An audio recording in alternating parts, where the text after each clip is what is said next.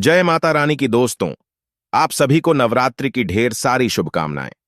दोस्तों, नवरात्रि के दौरान अपने तकिए के नीचे इन 7 में से कोई भी एक चीज रखकर सो जाएं। इतना धन बरसेगा कि संभाल नहीं पाओगे। माता रानी की कृपा से जीवन से सभी दुखों का अंत हो जाएगा और घर में सुख समृद्धि आएगी। सभी रोगों को भी नाश होता है। नमस्कार, आपका स्वागत है।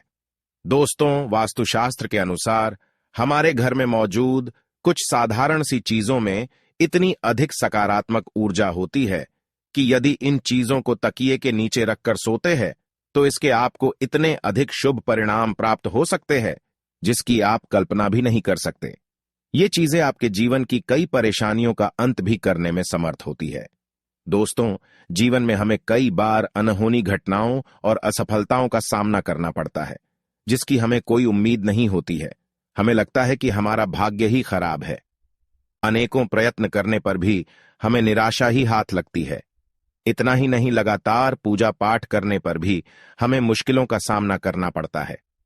ना तो हमारे पैसों की बचत होती है और ना ही व्यवसाय में वृद्धि होती है। मित्रों, इन सभी का कारण हमारे जीवन में चल रहे कुंडली दोष और वास्तु दोष होते हैं। हमारे शास्त्रों में बताया गया है कि जीवन में लगातार असफलता मिलना या शारीरिक स्वास्थ्य बिगड़ते रहना, इन सभी के प्रमुख कारण घर में मौजूद वास्तु दोष और कुंडली दोष हो सकते हैं। इतना ही नहीं, ज्योतिष शास्त्र में कुछ सामान्य से उपाय करने से हम अपने भाग्य को परिवर्तित कर सकते हैं। मात्र आप अगर सोते समय तकिए के नीचे शास्त्रों में बताई गई किसी भी एक चीज को रखकर सोते हैं तो आपका भाग्य परिवर्तित हो जाएगा। इतना ही नहीं, जीवन में कभी भी अशुभ घटना आपके साथ नहीं होगी। साथ ही जीवन का प्रत्येक दिन आपके लिए एक नई सकारात्मक ऊर्जा लेकर आएगा। आइए जानते हैं, सोते समय हमें अपने तकिए के नीचे कौन सी चीजें रखनी चाहिए। दोस्तों, ज्योतिष शास्त्र और वास्तुशास्त्र कहता है, अगर आपको लगातार असफलताओं का सामना करना पड़ रहा है तब आपको रात को सोते समय तकिए के नीचे सोने या चांदी का सिक्का रखकर सोना चाहिए। ज्योतिष शास्त्र में माना जाता है कि सोने या चांदी का सिक्का सिरहाने रखकर सोने से भाग्य परिवर्तित हो जाता है और मां लक्ष्मी की उस मनुष्य पर कृपा होती है। अगर आपको नकारात्मक और डरावने सपने अधिक आते हैं या नकारात्मक विचार आते हैं तो आपको सोते समय लहसुन की कली को तकिए के नीचे रखकर सोना चाहिए। लहसुन सकारात्मक ऊर्जा का प्रतीक होता है जो हमारी नकारात्मक ऊर्जा को कम करके शरीर में सकारात्मक ऊर्जा का संचार कर देता है। अगर आप धन संबंधी समस्या का सामना कर रहे हैं तो आपको रात को सोते समय अपने सिरहाने में मूली रखकर सोना चाहिए, जिसे सुबह उठने के बाद भगवान शिव के मंदिर में दान कर देना चाहिए। ऐसा करने से धन संबंधी सभी समस्याओं का निवारण होता है।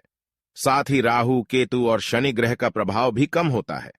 अगर आपकी पारिवारिक रिश्तों की स्थिति ठीक नहीं है या आपका व्यवसाय सही ढंग से नहीं चल रहा है या फिर पैसों की कोई बचत नहीं हो रही है तो आपको रात को सोते समय थोड़ी सी मूंग दाल को हरे रंग के कपड़े में बांधकर तकिए के नीचे रखकर सो जाना चाहिए। फिर सुबह इसको स्नान करने के पश्चात मां दुर्गा के मंदिर अर्पित कर देना चाहिए। इस उपाय को करने से व्यवसाय और आय में वृद्धि होती है।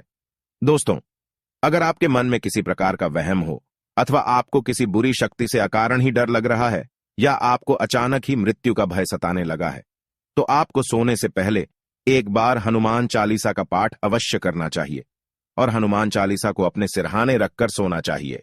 दोस्तों, ज्योतिष शास्त्र के अनुसार राहु दोष के कारण आपके जीवन में शोक और निराशा है, किसी भी कार्य में सफलता नहीं मिल रही है अथवा आप कर्ज से परेशान हैं तो सोते समय तकिए के नीचे सौंफ रखकर अवश्य सोना चाहिए। इस उपाय से राहु का अशुभ प्रभाव खत्म हो जाता है। तकिए के नीचे इलायची रखकर सोने से भी व्यक्ति की कर्ज से जुड़ी समस्या समाप्त होती है। साथ ही व्यक्ति को गहरी नींद आने में मदद मिलती है। अगर किसी व्यक्ति का गुरु ग्रह कमजोर है तो उसे भी अपने तकिए के नीचे हल्दी की गांठ रखकर सोना चाहिए।